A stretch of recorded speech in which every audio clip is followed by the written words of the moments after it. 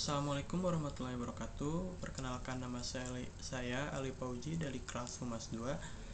Di sini saya akan mempresentasikan penelitian saya yang berjudul Manfaat Flash Sale dan Meningkatkan Citra Perusahaan Shopee.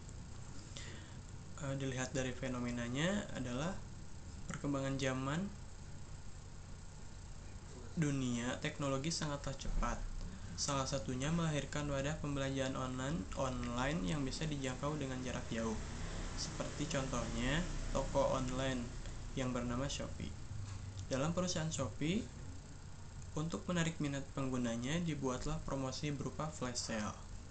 Namun, belum tentu flash sale ini mempengaruhi citra perusahaan Shopee.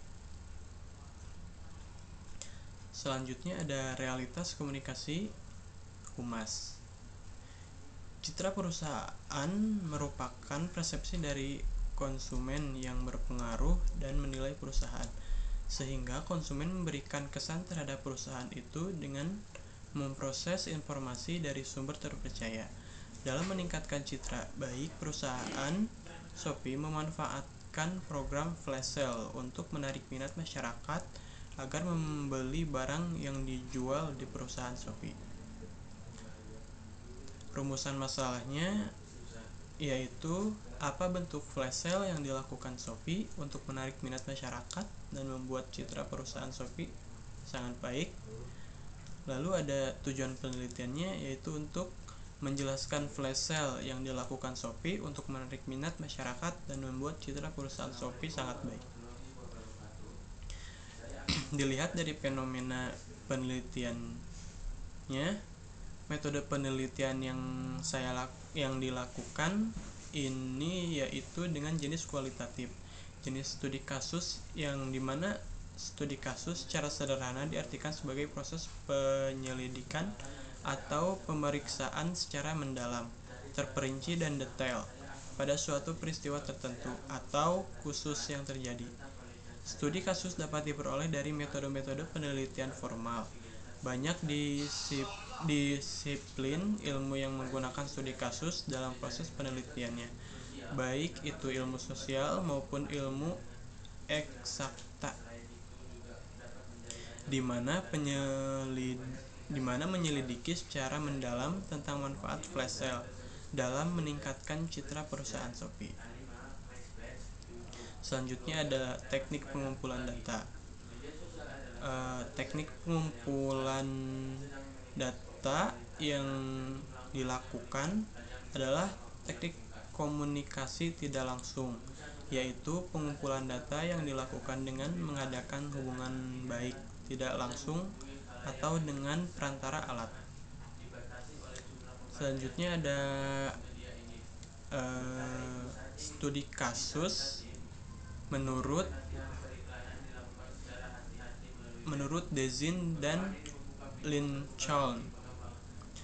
Studi kasus merupakan penelitian mendalam tentang individu, suatu kelompok atau organisasi, satu program kegiatan dan sebagainya dalam waktu tertentu. Tujuan untuk memperoleh deskripsi yang utuh dan mendalam dari sebuah entitas. Studi kasus menghasilkan data untuk selanjutnya dianalisis untuk menghasilkan teori, sebagaimana prosedur perolahan data penelitian kualitatif. Dan studi kasus diperoleh dari wawancara, observasi, dan arsip.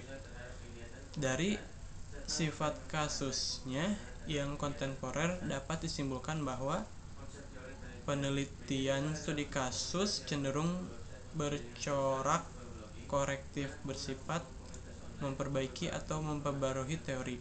Dengan kata lain, penelitian studi kasus berupaya mengangkat teori-teori kontemporer.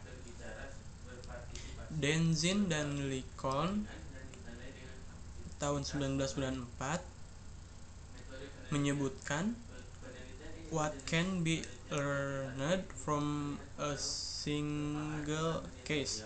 Agar sebuah kasus bisa digali maknanya, penelitian harus pandai-pandai memilah dan memilih kasus macam apa yang layak diangkat menjadi tema penelitian. bobot kualitas kasus harus menjadi pertimbangan utama. Dengan demikian, tidak semua persoalan dan kasus, baik pada tingkat perorangan, kelompok, atau lembaga bisa dijadikan bahan kajian studi kasus.